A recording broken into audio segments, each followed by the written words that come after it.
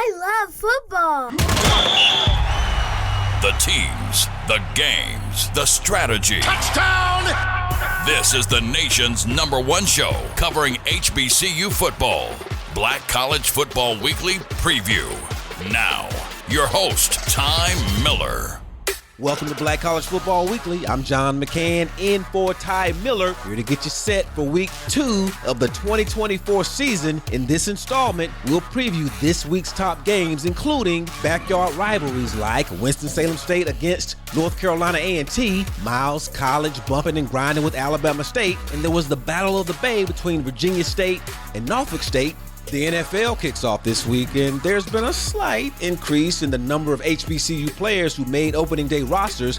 We'll provide an update along with other news and notes. Got a new Power News and Sports Top 10, an update from each Black College Conference. Oh, there's more when Black College Football Weekly kicks off in a moment.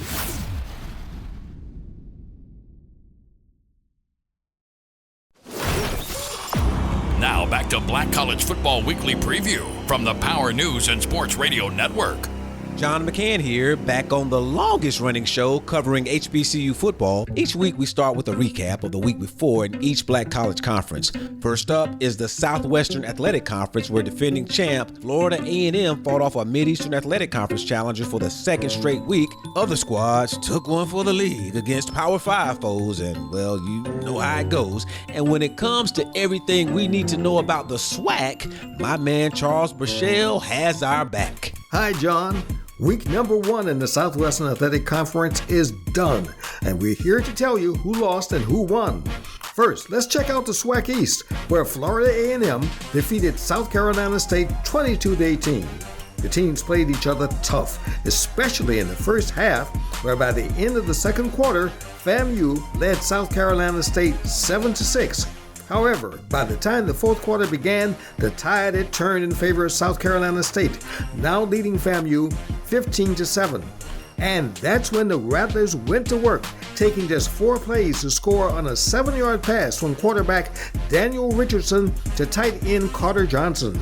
Then, about 5 minutes later, Richardson again, this time a 6-yard touchdown strike to Thad Franklin Jr., a running back who apparently can also catch. FAMU quarterback Daniel Richardson is SWAC Offensive Player of the Week. Besides the 2 touchdown passes already mentioned, Richardson also had a 29-yard score by pass to tight end Corby Gross in the first quarter. Richardson's passing total for the day was 282 yards.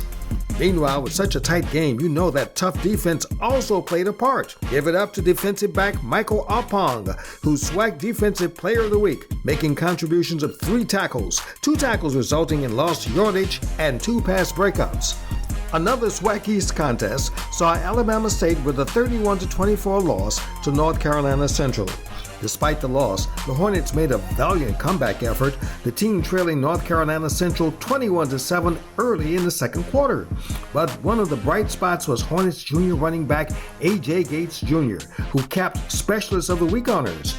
Gates Jr. made 2 kickoff returns for 89 yards, including an 82-yard return for a touchdown. Moving to the SWAC West, Texas Southern beat area rival Prairie View A&M 27-9. TSU freshman running back Danny Green Jr. is SWAC Newcomer of the Week for his production of 81 yards on 15 carries for an average of 5.4 yards per carry. And part of that production produced bookended touchdown runs, a 6-yard run in the first quarter and a fourth quarter 3-yard run for the last score of the contest. Here are the weekend's other scores. Arkansas Pine Bluff was scorched by the University of Arkansas 70-0. Jackson State lost to the University of Louisiana at Monroe 30-14.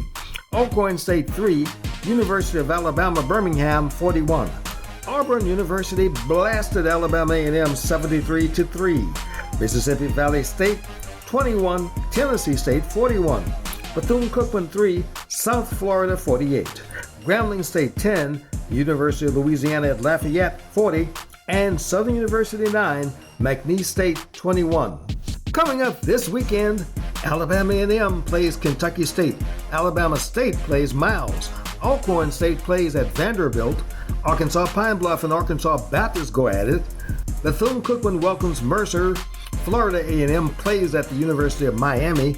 Grambling State welcomes Tuskegee. Jackson State plays Lane. Mississippi Valley State travels to play Lamar. Prairie View A&M is at Northwestern State, Louisiana. Southern University hosts Savannah State in the Pete Richardson Classic, and Texas Southern plays Rice University. Charles Burchell for Black College Football Weekly. Thank you, Charles. In the CIAA, lots of lopsidedness. Virginia Union 69-7 over Kentucky State. Virginia State beat Benedict 23-7. Winston-Salem State 34-3 over Bluefield State. Charleston beat Livingstone 38-7. Now, a couple closer contests had Shaw getting past Elizabeth City State 17-13. Johnson C. Smith beat Tuskegee 21-13 on the strength of linebacker Benari Black's 10 tackles and a forced fumble that set up the Golden Bulls offense for its first touchdown. Black had 2 tackles for loss and 1 pass breakup too. All right, this week, North Carolina A&T will host Winston-Salem State. Elizabeth City State opens the gate for Chowan. Bluefield State is on the road at Concord. Bowie State visits Lenoir-Rhyne. Johnson C. Smith goes to Morehouse. Norfolk State will host Virginia State. Virginia Union on the road at Hampton. Shaw goes to Albany State. Fayetteville State hosting UNC Pembroke, and Livingstone is at home against Virginia University of Lynchburg. Okay, moving down the line to the Mid-Eastern Athletic Conference, where Morgan State raised eyebrows with a huge win on the road, and Delaware State with the comeback to even its record at 1-1. For more on the MEAC, I'm going to send it to Keith Miles in Tallahassee, Florida. John, North Carolina Central running back Jamari Taylor is the Mid-Eastern Athletic Conference Offensive Player of the Week, and his teammate, defensive back Cole Jones, earned Defensive Player of the Week honors. Taylor rushed for 128 yards and scored 3 touchdowns as the Eagles knocked off Alabama State 31-24 in the Orange Blossom Classic. Taylor also caught 2 passes for 18 yards and another score. It was his first 100-plus yard game of his career. Meanwhile, Jones scored on a 31-yard pick six while recording a half-dozen solo tackles and 1.5 tackles for loss as the Eagles gave the MEAC a big early season win over a SWAC opponent. On the MEAC scoreboard, FAMU slithered past South Carolina State 22-18. Rutgers routs Howard 44-7.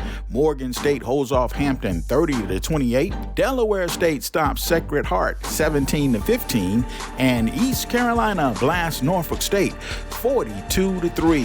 This week's MEAC matchups: Norfolk State entertains Virginia State. Morgan State travels across town to Towson State. Howard hosts Mercyhurst. South Carolina State squares off at the Citadel. And North Carolina Central welcomes Elon to Durham. For Black College Football Weekly, this is Keith Miles reporting. Thank you, Keith. In the SIAC, new look Clark Atlanta made a statement with a huge road win at Fort Valley State, while Miles College went toe-to-toe with West Alabama and lost on a field goal as time expired. For more on the Panthers, Wildcats, Golden Bears, and the rest of the Southern Intercollegiate Athletic Conference, we go to Jim Douglas in Atlanta. Well, first things first. Just how did I do in the prediction department? 2 words. I flunked. I went 2-6. That's pitiful.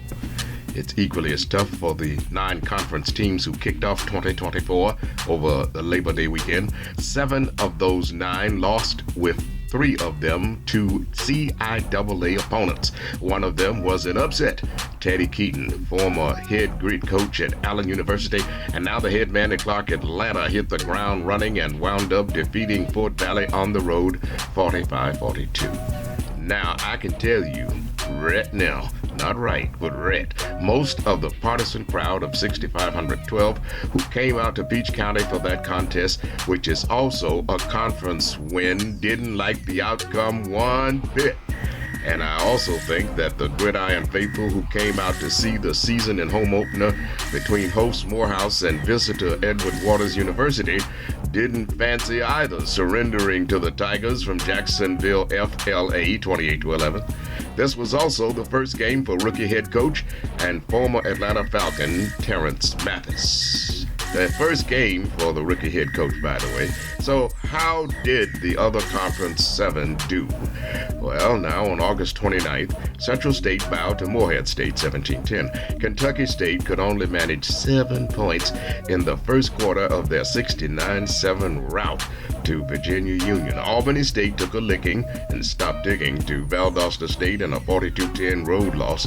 West Alabama narrowly beat Sam Shade's Miles Golden Bears 16-15. For the first time in recent memory, a Benedict College squad has tasted the agony of defeat, dropping to Virginia State 28-7 in the nationally televised Hall of Fame game in Canton, Ohio, and Tuskegee took it on the chin to the Golden Bulls of Johnson C. Smith 21-13. Now here are my predictions for this weekend. Edward Waters over Florida Memorial by 10. CAU will win its second over Allen by 7. Jackson State will defeat Lane by 3. Johnson C. Smith will knock off Morehouse by 10. Albany State should whip Shaw University by 7. Kentucky State on the road a second week, and they'll be whipped again for the second week by Alabama A&M. Southern will be surprised by Savannah State with a 7-point victory. Tuskegee faces Grambling in Grambling, LA. This nail-biter will end up in a Tuskegee win by 6. And speaking of nail-biters, Miles is in Montgomery, Alabama, facing Alabama State. And I see Coach Sam Shade's Bears defeating the Hornets by a touchdown. For Black College Football Weekly, this is Jim Douglas in Atlanta. Mr. Douglas, you know I appreciate that. All right, time for a break, and when we come back, we'll give you some HBCU news and notes, break out the latest Power News and Sports Top 10 poll, and later, we'll go inside the Coach's Corner to preview the top games this week. Look, y'all know I'm coming right back with more Black College Football Weekly.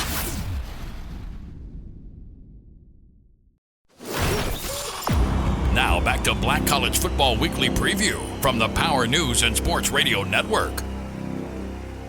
We're back and on the show that gets you up to date and ready for kickoffs across all of HBCU football. Now, in mere moments, we'll check in with that man for the latest Power News and Sports Top 10 poll. But first, some Black College news and notes. Former University of Alabama head coach Nick Saban is now a member of College Game Day on ESPN, and during a segment last week, he talked about how the profile of black college football was elevated the last couple of years by his good friend Deion Sanders when he was head coach at Jackson State. No one realizes the impact that Deion Sanders had on the SWAC. Speak on it, Coach. Yeah, they got a huge TV contract, which has now enabled them to upgrade the quality of their programs, as well as provide better opportunities for their players to develop as people, as students, and have better careers as football players. Former Alabama head coach Nick Saban. Meanwhile, the NFL kicks off this weekend, and there are 35 former HBCU players active for participation.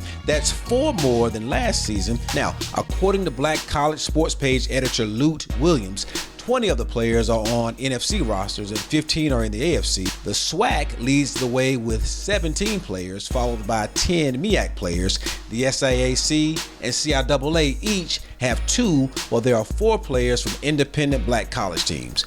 Florida A&M and South Carolina State have the most representation.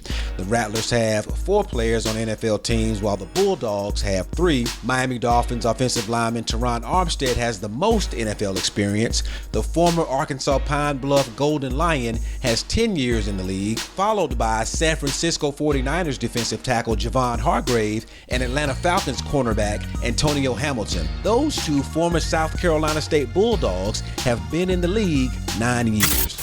And now the top 10 teams in black college football from the Power News and Sports Radio Network. Greetings, John. Power Sports Top 10 for Week 1 is in, and I'm ready to track it for you 10-1, so buckle your seatbelts. It's going to be a bumpy ride.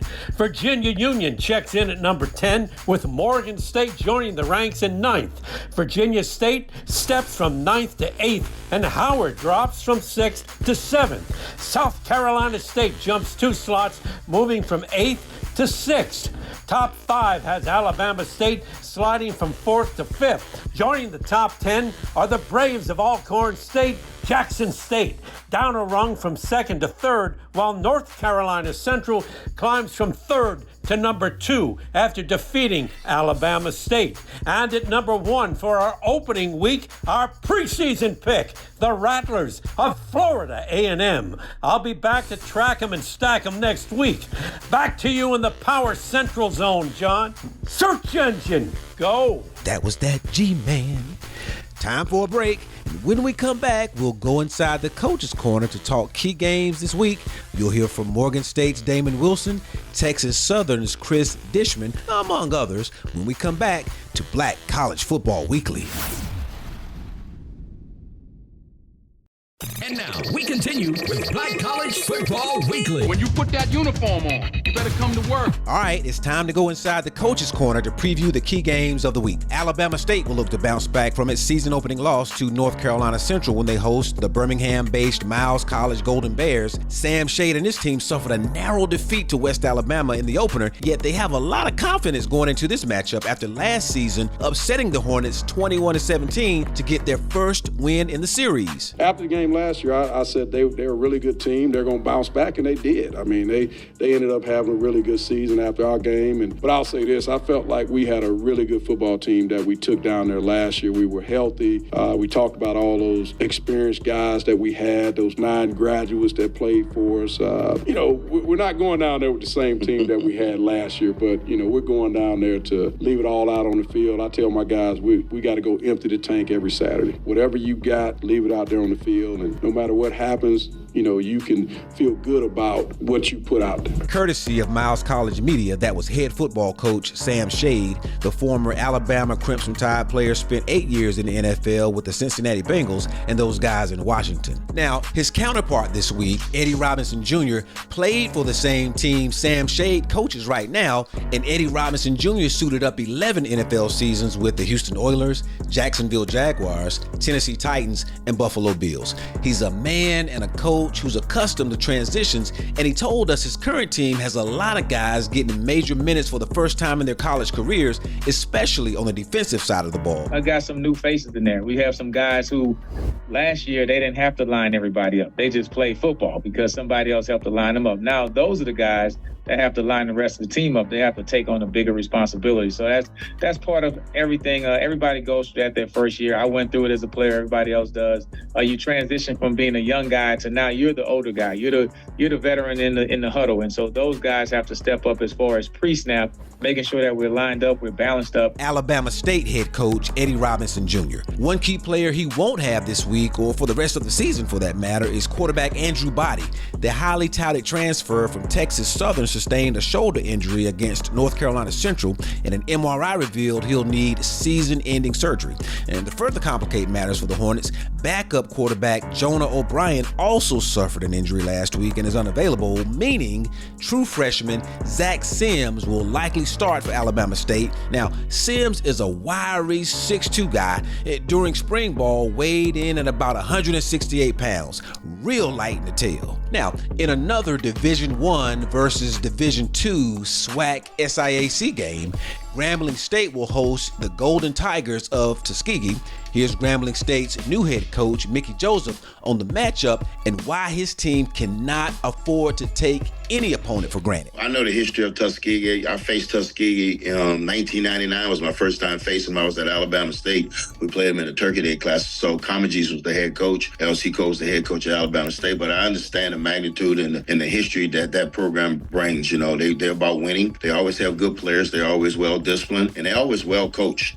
So my message to the team is don't listen. Don't let the D2 stuff fool you. Don't listen. Don't block out the noise what you're hearing about them, because this is a really good football team. And tradition-wise, they're one of the best HBUs for us tradition-wise in the country. Grambling State Tigers head coach Mickey Joseph. Top-ranked Florida A&M is off to a 2-0 start, but that streak will almost certainly come to an end when they take on the ACC's Miami Hurricanes, because on paper and on the field, there's definitely going to be a talent gap. So maybe the Hurricanes will play play a lot of their backups? We got to play our first team guys and go win this football game.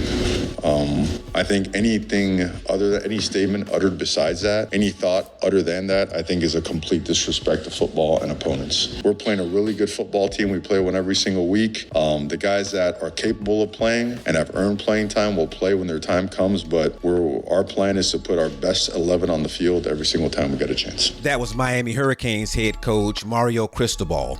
In Norfolk, Virginia, the annual Battle of the Bay will pit the Norfolk State Spartans opposite the Virginia State Trojans. Last season, the Trojans downed the Spartans 33-24, and after starting this season with 2 consecutive losses, Dawson Odom says his team is hyped and ready, and there are a number of reasons for his fans to be fired up for this one too. Well, it's outstanding, I think, getting a chance to play in front of our great fan base and a great crowd. This is going to be a tremendous atmosphere, and I think this is why you come to Norfolk State. This is a natural rivalry dating back many years, and we understand how important it is to play well, and we understand how important it is to defend your home turf. And we're just excited about playing at home because I think it's a unique atmosphere here. I think our fans really going to come out. It's a 4-day work week, so everybody won't be as tired. So it look like Saturday is looking to be beautiful weather for us. So we're anticipating a really, really great environment here. Norfolk State head coach Dawson Odoms. Not too far away in Hampton, Virginia, the Hampton Pirates play the Virginia Union Panthers. Now, this game will have a very special meaning for a college football Hall of Famer who coached at both schools. In addition to coaching at Florida A&M, Joe Taylor was Hampton's head coach from 1992 to 2007, and he was Virginia Union's coach from 1984 to 1991.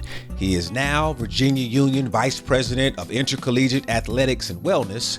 Current Panthers head coach Dr. Alvin Parker says, we kind of dubbed this the Joe Taylor Bowl, like I said, because he's been in both programs, and his job is just like, get him ready, coach. That's kind of his only message, so, but again, I know it's something pretty big for him just because he's been on both sidelines for both Virginia Union and Hampton. So like last time we went down there, everybody knows who he is. He's all-time winningest coach there. So again, it's something big. Like I said, we call it the Joe Taylor Bowl. North Carolina Central will play its first home game when they host the Elon Phoenix, a team they beat by 2 scores last season. However, according to head coach Trey Oliver, it won't happen again unless his defense tackles better than they did in the opener against Alabama State. We've got to figure out this tackling thing. We've defensively, you got guys, hustling, getting to the ball. We got to have the ball, but we're not wrapping up. We're not getting guys to the ground. So this week we got to do some live tackling drills and just hope we don't get guys hurt. But we've got to tackle better. I thought schematically we had guys in place. I thought the effort was there, but you just got to be able to finish the play and get them on the ground. North Carolina Central head coach Trey Oliver. Morgan State has a winnable game when they travel from Baltimore to Towson, Maryland to face the Towson Tigers. Towson is led by UMass transfer Carlos Davis, a Baltimore native with whom the Bears are very familiar. I know Carlos Davis myself really well. He's a guy that we recruited even when I was at Bowie, and when he was in the transfer portal, we had some conversations with him, and he's a guy that wants to throw the ball. He can't hurt you with his legs, but he has a very live arm. He understands defensive coverages. Once again, he's going to pose a challenge for our DBs, and I know those guys are excited about it, and I know he's going to be excited to play against us. So, like I said, it's going to be a very competitive ball game. Morgan State head coach Damon Wilson. In Nashville, Tennessee, the SEC's Vanderbilt Commodores host Alcorn State. Vandy upset Virginia Tech in the opening week and will be on guard against a letdown. And to make sure the Braves will not sneak up on them, Clark Lee has the Commodores focused on self. For me, it's about, what is our ability to focus on us, on our process. I think the build up to game one is always, we've been talking about game one since the wintertime.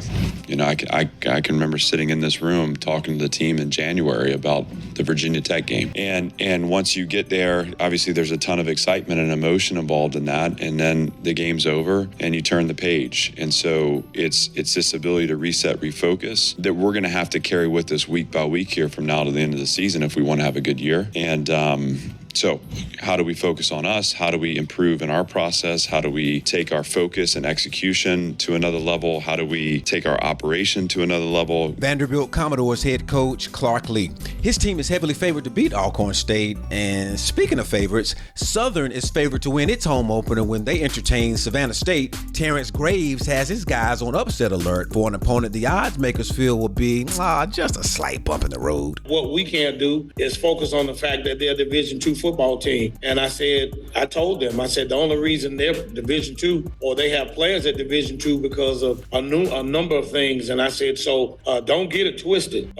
Division I and Division II, FCS and FCS and Division II, it's not that much difference in terms of there's some numbers scholarship-wise, but talent-wise, they got some talent on those teams. And then if you're not careful, you'll find yourself in a dogfight. So what we have to do, we have to focus on getting better. And I told them, I said, we have a bitter taste in our mouth because we lost a game that we feel like we should have won. We feel like we're the better team. They were Magnificent's the better team that day. So the only way to get rid of that bad feeling is to beat the next team. Southern Jaguars head coach Terrence Graves. All right, time for a break. Black College Football Weekly. We'll be right back.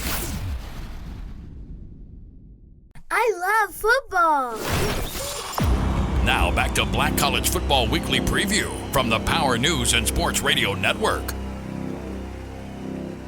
Next week on Black College Football Weekly, we'll recap all the scores and highlights from Week 2 and get you set for plenty of football in Week 3 of the 2024 season.